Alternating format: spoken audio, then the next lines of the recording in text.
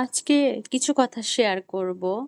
একদম এই যে ঘুম থেকে উঠে বেড থেকে মোবাইলটা অন করেছি। কথাগুলো শেয়ার না করলে আমার জানি কেমন লাগছে, ভালো লাগতেছে না।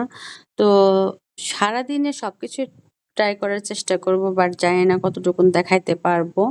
তো আমি ১ম এ ঘুম থেকে উঠে যে কাজটি করি, আপনারা সবাই কি করেন? বা স্বাভাবিকভাবে মানুষ যে কাজটি করে, ১ম এ ওয়াশরুমে চলে যায়। আর আমি চলে যাই দরজা খুলে আমার ব্যালকনিতে। আমার ব্যালকনিটি উম এত বড়, ১৪০-৪৫ স্কয়ার ফিট। পুরোটা বারান্দা জুড়ে আমি গাছ লাগিয়েছি, এবং যে গাছগুলো রোদ ছাড়া হয় সেগুলোই। কারণ আমার বারান্দায় একদম রোদ আসে না। তো এই যে বারান্দাতেও আমার মিরর আছে, এটা দেখে হাসলাম। মানে আমার সব জায়গায় মিরর আছে। রান্নাঘর থেকে শুরু করে সব জায়গায় আমার মিরর থাকতেই হবে।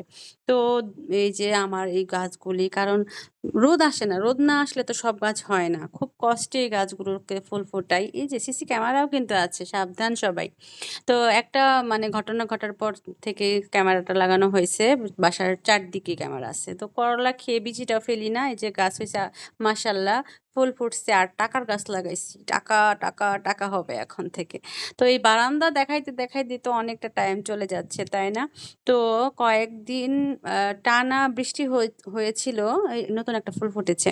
তো সেজন্য আর আমি ২ দিন পানি দেই নাই গাছে। এই দেখেন ২ দিন পানি না দেওয়ার কারণে আমি এই যে বাথরুমের সামনেও আমার একটা গাছ আছে, টাকার গাছ।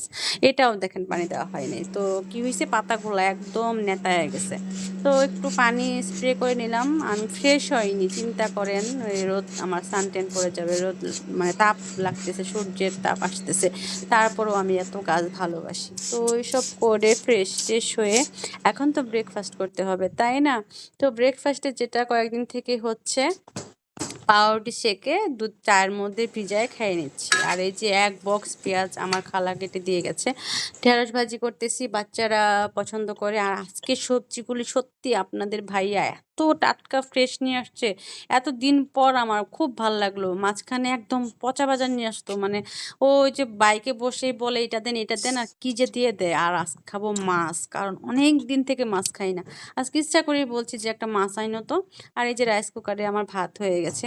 তো এগুলা ডিউটি করতে, করতে আমার দিন শেষ হয়ে যায়। আমি কখন বাহিরে যাব, কখন ভিডিও করব, সেজন্য আর আগের মতো আমি বাহিরে যেয়ে ভিডিও করতে পারি না। এইটা তো সবেমাত্র দুপুর পর্যন্ত আপনাদের সাথে শেয়ার করলাম। এরপর বিকেল, সন্ধে, রাত, তারপর নিজের একটু রূপচর্চা, শরীরের প্রতি খেয়াল রাখা, সবকিছু মিলায়ে না আগের মতো আর বাহিরে যাওয়া হয় না, ভিডিও করা হয় না। সেজন্য আমার ভিডিওতে একদম রিচও কমে গেছে। তো ভাবছি দেখি ফ্রাইডে অ্যান্ড স্যাটারডে ২ দিন যদি একটু সময় করে বের হয়ে কিছু ভিডিও করে নিয়ে আসতে পারি। আর ইদানিং এত গরম পড়ছে, আমি হাতে একটা চুড়ি, একটা রিংও রাখতে পারতেছি না। যে লাবণী রিং ছাড়া চলতেই পারে না, হাতের রিং, ফিঙ্গার রিং থাকতেই হবে। সেই লাবণী এখন ফিঙ্গার রিং খুলে রাখে। ভাবা যায়, মানে মানুষ একটা সময় পরিবর্তন হয়, চেঞ্জ হয়, মানুষ পরিবর্তনশীল। তবে পজিটিভ পরিবর্তনই আমি বলব ভালো। নেগেটিভের দিকে নাই যাই। তো গল্প করতে, করতে কিন্তু আমার কাজ প্রায় অনেকটাই মানে আগায় আসছে। সবসময় আমরা মাছ খাই হলো টক দিয়ে ঝোল করে। তো আমার কেন জানি মনে হইলো যে অনেক রোদ পড়ছে, আর এই রোদে যদি ঝিঙে দিয়ে একটা ঝোল করা যায়, অন্যরকম মজা হবে, যেটা কখনো কোনোদিনও খাওয়া হয়নি। আমার হাসব্যান্ড তো শুনেই মুখ বেলকে দিছে যে ও এটা কখনো খায়নি। আমি বললাম আজকে খেয়ে দেখো, মনোযোগ দিয়ে রান্না করব। একটা আছে মন দিয়ে রান্না করা, রান্নাও একটা আর্ট। মানে আপনি বসায় দিলেন, থাপা জাল দিয়ে চলে আসলেন, হলো না। অনেকক্ষণ নেড়ে চেড়ে কষায়ে কষায়ে মন দিয়ে যদি রান্না করেন আর বিসমিল্লাহ যদি বলেন শুরুতেই, সেই রান্নাটা অবশ্যই খুব ভালো হবে। আল্লাহর রহমত এমনিতেই চলে আসবে। আলহামদুলিল্লাহ, বিশ্বাস করেন, সে মানে এটা ২ দিন আগের, সেদিনের ভিডিওটা, মানে সেদিনের তরকারিটা এত মজা হইছে, এত মজা হইছে। আলহামদুলিল্লাহ, মাশাআল্লাহ। আমি অবশ্য সব খাবার-দাবার কিন্তু ২ দিন পর দেই। একটা শিক্ষা থেকে, মানে খাবার তুলেই না খেয়ে আগে পোস্ট করে দেখছি পেট খারাপ হয়ে যায়। তো এখন থেকে সেটা মার্ক করছি। তারপর থেকে কি করলাম? খাওয়ার ২ দিন পর এখন থেকে আমি আরকি পোস্ট করি। তো এভাবেই দিন যাচ্ছে। আপনাদের দিনকাল কেমন যাচ্ছে অবশ্যই জানাবেন। আর আমার এটা একটা নতুন আইডি। সবাই প্লিজ একটু সাপোর্ট করবেন, পাশে থাকবেন। আর আমরা কিন্তু মাছ ভেজে রান্না করে খাই না। মাছ ভাজা খাই, মাছ ভাজাই ওটা খাওয়া হবে। আর এভাবে মাছ কষিয়ে মানে মসলাটাকে সুন্দর সুন্দর করে কষিয়ে কষানো মাছ রান্না করে খেয়ে দেখবেন, এটা অন্যরকম একটা টেস্ট। মানে মাছটা একদম কচকচা লাগবে, যদি হয় মাছটা তরতাজা লাফানো লাফানো মাছ, তাহলে সেই মাছের স্বাদ জীবনেও ভুলতে পারবেন না।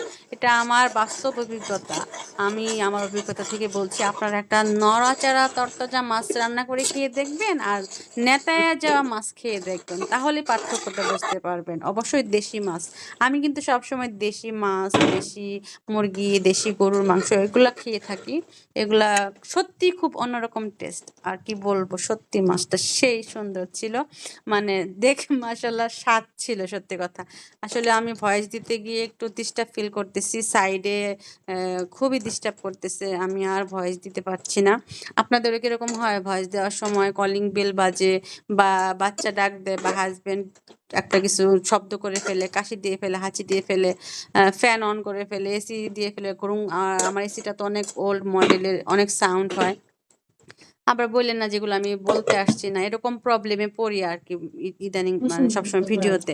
তো এইরকম করে ভিডিও করে যাচ্ছি, আশা করি আপনারা দেখবেন, কারণ এরকম ব্লগ দেখতেও মানুষের কিন্তু ভালো লাগে। আগে কিন্তু ঘর গোছানো, শপিং করা, রান্না করা, বাসার কাজ, এগুলাই কিন্তু মানুষ একসময় এনজয় করতো, দেখতো, এখনো দেখে, এমন না যে দেখে না। তবে এখন একটু ফানি টাইপ হয়ে গেছে তো সবকিছু, তো সবাই একটু ফানি টাইপ গুলাই দেখতে বেশি পছন্দ করে। তো আশা করি আমি আমি আর এই যে দৈনিক ব্লগ ভিডিওগুলাই দেওয়ার চেষ্টা করব, এবং আপনারা পছন্দ করবেন, দেখবেন। এবং কি টাইপ ভিডিও চান যদি বলেন, আপনার ঘর গোছানো দেখান, আপনার পুরো বাসা দেখেন, সেটাও দেখাবো। সেই পর্যন্ত ফলো দিয়ে পাশে থাকেন। টাটা।